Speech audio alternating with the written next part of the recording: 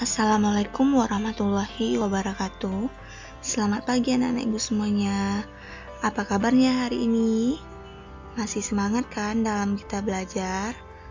Nah, sebelum kita belajar, marilah kita berdoa. Berdoa menurut agama dan kepercayaan masing-masing. Berdoa dimulai. Berdoa selesai.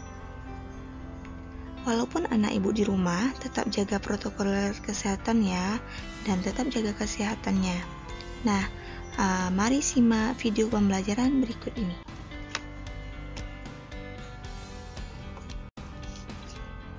Bismillahirrahmanirrahim. Baik anak ibu, pada hari ini Selasa 6 Oktober 2020, kita akan belajar tema 3 benda di sekitarku, subtema 2 wujud benda, dan pembelajaran keempat. Adapun tujuan pembelajaran anak ibu hari ini, yang pertama, mengetahui sifat benda cair. Yang kedua, melakukan kegiatan gotong royong. Nah, pembelajaran pada hari ini kita yang pertama mengenai konsep benda cair ya. Di sini judulnya melihat benda cair lebih dekat. Seperti benda padat, benda cair juga banyak di sekitar kita, yang mana sekitar 70% itu permukaan bumi tertutup oleh air laut. Tubuh manusia pun hampir 2/3 bagian merupakan cairan. Di sini dari tubuh manusia ini hampir 70% dibandingkan 100 cairan tubuh kita itu adalah air ya nak ya. Air adalah benda cair yang sering ditemui. Sebutkan benda lainnya yang termasuk benda cair. Pernahkah kamu melihat air dalam gelas tumpah? Bagaimanakah bentuk air tersebut? Apakah bentuk air yang tumpah sama dengan air yang di dalam gelas? Jadi anak ibu pikirkan apakah benda apa aja yang termasuk benda cair, kemudian diskusikan bagaimanakah bentuk benda air tersebut apabila tertumpah, apakah masih sama dengan air yang di dalam gelas yang setelah ditumpahkan, dan lakukan kegiatan berikut untuk mengetahui sifat-sifat benda cair. Di sini ada benda cair seperti ada jus jeruk, botol minuman, terus ada ember yang berisi air ya nak ya. Langkah selanjutnya yaitu mengetahui sifat benda cair. Adapun caranya, yang pertama lakukan secara berkelompok. Karena anak-anak ibu di rumah, jadi lakukan di rumah ya nak ya. Adapun alat dan bahannya itu yang pertama air dan minyak goreng, yang kedua ember, yang ketiga gelas, yang keempat kantong plastik. Adapun langkahnya ada dua. Yang pertama, masukkan air ke dalam ember, kemudian ke dalam gelas, dan terakhir ke dalam kantong plastik.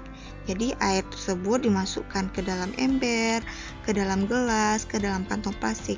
Amati ya. Yang kedua, lakukan hal yang sama dengan minyak goreng. Jadi masukkan juga minyak goreng tersebut ke dalam ember, ke dalam gelas, dan ke dalam kantong plastik. Kemudian anak ibu catatlah hasil pengamatannya ke dalam tabel di bawah ini.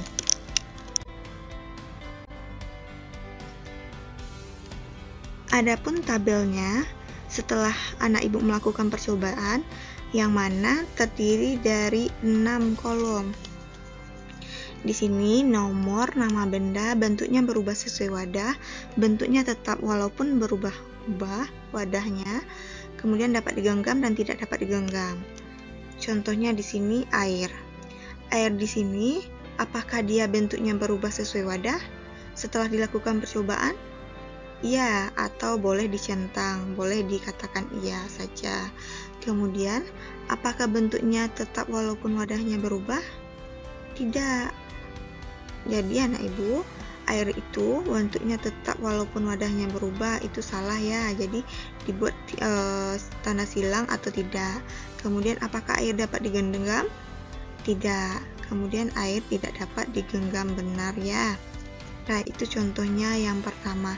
Jadi pikirkan benda apa lagi yang merupakan benda cair. Di sini ibu contohkan berupa air.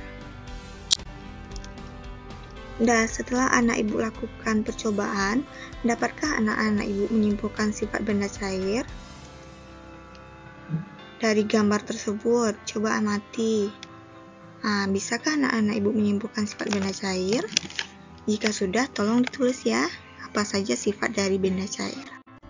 Kemudian, tubuh manusia 2/3 bagian terdiri atas air.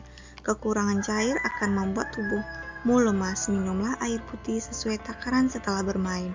Jadi, anak ibu, jika setelah bermain diharapkan atau dianjurkan untuk minum air putih, karena 2/3 bagian dari tubuh kita itu adalah air. Jadi kalau kita kekurangan air akan membuat tubuh kita lemas ya. Seperti habis bermain memantulkan dan menangkap bola. Di dalam permainan juga diperlukan kerjasama antar anggota kelompok. Bentuk kerjasama adalah contohnya gotong royong. Tadi kita telah mengetahui bahwa bentuk kerjasama adalah gotong royong. Di sini ada wacana mana warga kampung tempat Siti tinggal sedang gotong royong. Mereka sedang menyiapkan lahan untuk bermain anak-anak. Setiap warga membantu dengan caranya masing-masing. Bapak-bapak membantu membersihkan lahan. Ada yang membantu tenaga, ada yang membantu menyediakan bahan-bahan yang diperlukan, seperti pasir, semen, cat, dan lainnya. Ibu-ibu dan anak-anak juga tidak mau kalah. Ibu-ibu menyiapkan minuman dan makanan kecil. Anak-anak membantu membawakan makanan dan minuman. Lahan tempat bermain dapat diselesaikan dengan cepat. Anak-anak bergembira karena anak-anak dapat bermain di lapangan. Jadi, anak ibu, dengan cara gotong royong, kita dapat melakukan melakukan suatu pekerjaan dengan selesai. Dan dalam kerjasama kita juga dapat saling membantu satu sama lain. Dan kita ini saling membutuhkan antara satu dengan yang lainnya, tidak dapat hidup sendiri. Setelah anak ibu membaca wacana tersebut, diskusikan dengan orang tuamu apa yang menyebabkan pekerjaan cepat selesai.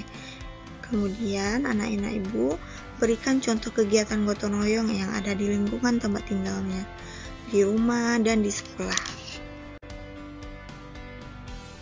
Alhamdulillah ya Rabbil Alamin, anak ibu sudah menyimak pembelajaran kita hari ini ya. Sekian pembelajaran dari ibu hari ini. Tetap semangat, jaga kesehatan dan jaga ibadah. Ibu akhiri dengan mengucapkan Assalamualaikum warahmatullahi wabarakatuh.